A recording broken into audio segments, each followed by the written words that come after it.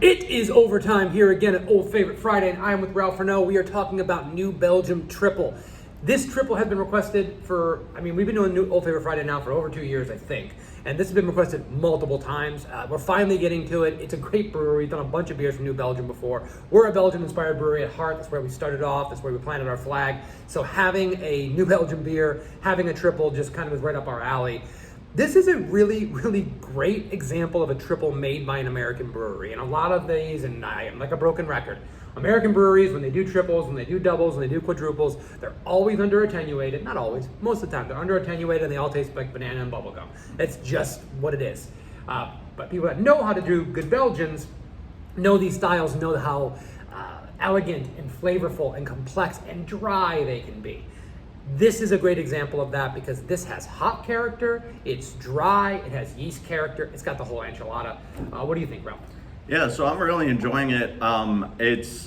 They definitely hit the classic notes on the head in terms of if you blindfolded me and had me try this, I wouldn't say, oh, this is an American brewery, as you said, doing a Belgian beer. I would just assume it's something you got, imported from Belgium.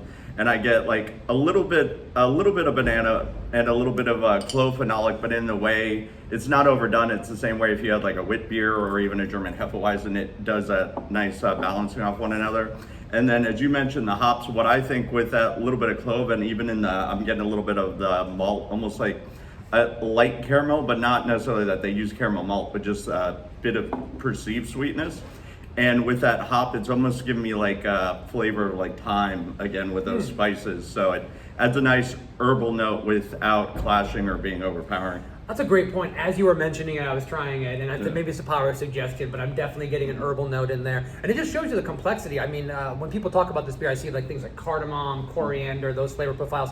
It does say brewed with spices on the label, but we looked it up. We couldn't really find what spices they do in the beer. This is coming from New Belgium. It's on their label, but it's not listed on their website. It does give some good information about the beer. This beer was first brewed in 1992. It was in, I think, the early 2000s or the early 2010s where they said they tweaked the formula a little bit, but it's just a classic American triple. Really, it's one of the ones you're going to go to if you're going to go back and try to make a triple. You're going to go to your classic Belgians, right? You're going to get West Vleteren. You're going to, drink, with a Chimay or Saint Bernardus. And then if you're going to get an American triple, this is one of the ones you're going to get, right? You're going to get a beer from these guys, a beer from Omegang, a beer from there's several different Belgian breweries that do a great triple, but including us, I think. I think we do a really good triple.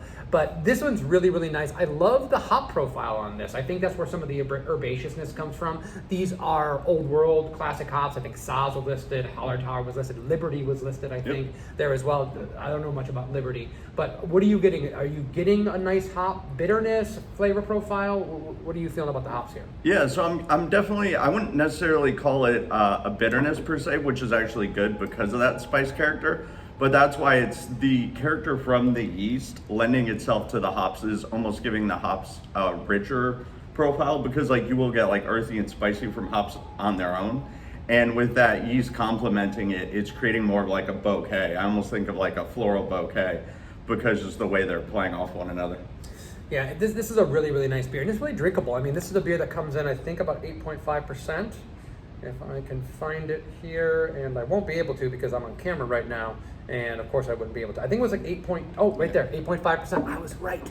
So 8.5%, it drinks really, really clean and really drinkable for 8.5%. It's going to be a dangerous beer. And the other thing I like about this, as complex as this beer is, I think it's really approachable. I think you could pour this beer for a lot of people at 8.5% with all this flavor because everything's in such good balance. What I find so much when people are not into craft beers, they're thinking so much about the pastry stouts, the overly sweet beers, or the super bitter IPAs. They're thinking about things that kind of overwhelm your senses in ways that you're not used to with a beer. Whereas this has that balance. It's got a gorgeous color to it. Everything about this beer screams approachable.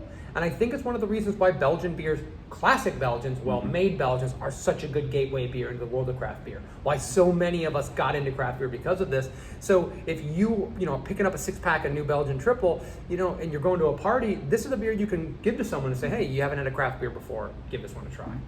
And it goes back to, like you were saying, it's very well constructed because I was even thinking how how it is a very dry beer, especially on the finish, but because of that perceived sweetness, because it doesn't taste like a heavy malt bill, but it's enough to support those hops and that yeast, that it is a dangerous beer, because you could chug it because it has just the right balance of sweetness to that drying, where next thing you know, you're like, oh, this is 8.5%. So I think everything, I'm sure, I mean, it's New Belgium, but everything feels like it was done purposefully.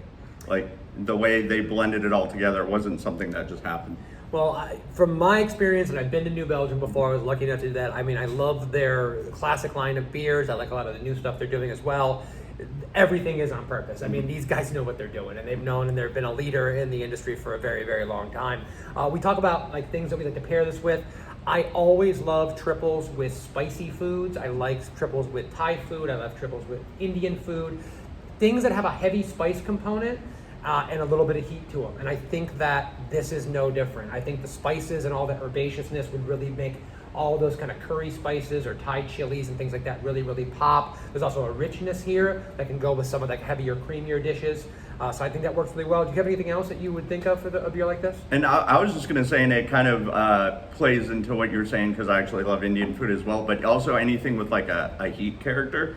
Because if you're, whether it's, I like a lot of island food that they tend to use a lot of hot Scotch bonnet peppers and this and that. I feel like that little bit of sweetness and that herbaceousness would really go well with those kind of like, and it's such a drinkable beer. I could see it having like at least mentally have like a cooling effect when you're eating those like spicier, like they have a dish called poisson, which is just meats fish, but it's usually like a stewed fish with a lot of hot peppers, and I could see that going great. Now you're talking about that. I want to have this with like a goat curry. Yeah. I think there's a place, I'm not even sure it's still around in Delray, called Bamboo Fire. We used to go there all the time. I don't get to Delray very often. I mean, I hope they're around still, and I hope they're just knocking out the park. But just an incredible restaurant, and I'm just thinking about the goat curry from there with this beer, and I'm salivating, and I wish that I was eating it right now.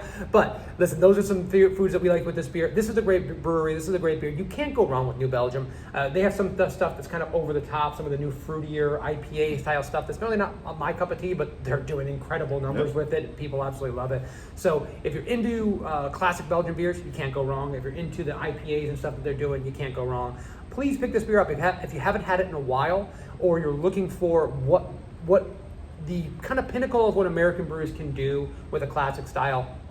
This might be it. It's actually relatively well available. I mean, you're mostly going to find it in your craft-centric places, but I've seen this in more grocery store type places as well, because New Belgium is a giant brewery and they're able to do that. So pick it up this weekend, try it out. I hope you like it. I hope you'll like it again if you haven't in a while. Just like people have before and suggesting this great beer, suggest a beer that we should be doing for Old Favorite Friday. We don't do them all because we have to love the beer too, but we will do so many of the beers. We would do one of these every single week. So we'd love to get your suggestion. We'd love for you to poke around our YouTube channel and check out some of these other conversations. Ralph and I are always talking about these beers. We're passionate about them. We love them, and we really appreciate your time. We'll see you next week. Cheers. Cheers.